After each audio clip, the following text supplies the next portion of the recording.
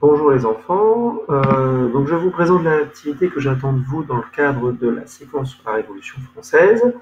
Donc je vais vous demander d'étudier un texte qu'on a évoqué en classe et qu'on a placé sur votre frise chronologique, c'est le texte de la Déclaration des droits de l'homme et du citoyen, signé le 26 août 1789.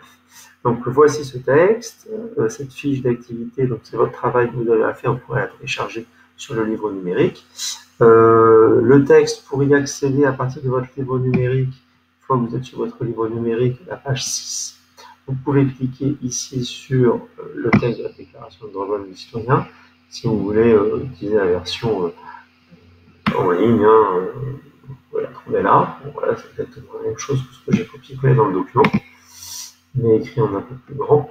Ici, vous pourrez télécharger le document que je vous ai montré, c'est-à-dire celui-ci. Alors, moi, qu'est-ce que j'attends de vous par rapport à la Déclaration des droits de l'homme et du citoyen? J'attends de vous que, si je lis avec vous, donc, je vous demande tout d'abord de lire très attentivement le texte de la Déclaration des droits de l'homme et du citoyen en comprenant le sens de chaque article. Réponds ensuite à la question ci-dessous en réalisant une carte mentale ou un tableau, j'y reviendrai après. La question est la suivante.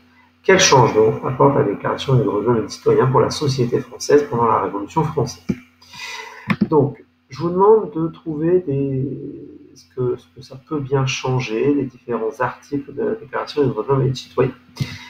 Qu'est-ce que ça apporte de nouveau, si vous préférez, aux Français, cette déclaration?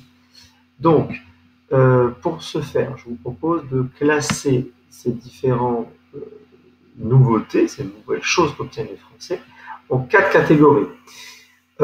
Et donc, pour chacune des catégories que je vous propose, vous devrez bien écrire dans le numéro de l'article et me résumer en une phrase ce que cet article apporte de nouveau dans les différents domaines que je vous propose en catégorie.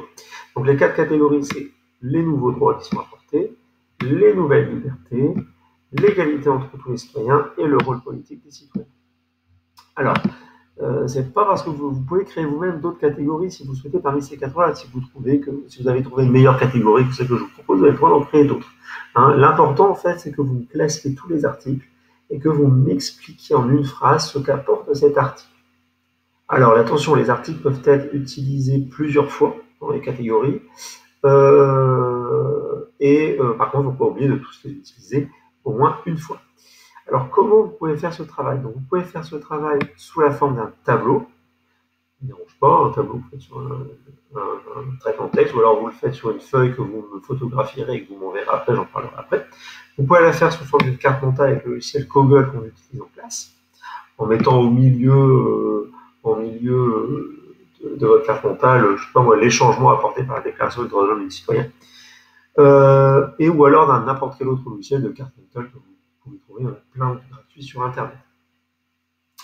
Voilà, bon, je pense avoir tout expliqué.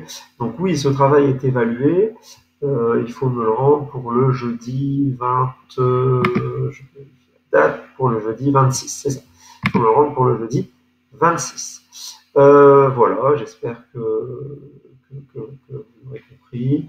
Vous me le rendez par mail sur le LT en précisant bien votre nom, votre prénom, votre classe, dans le corps du mail, dans le nom du fichier et sur le document que vous me rendez.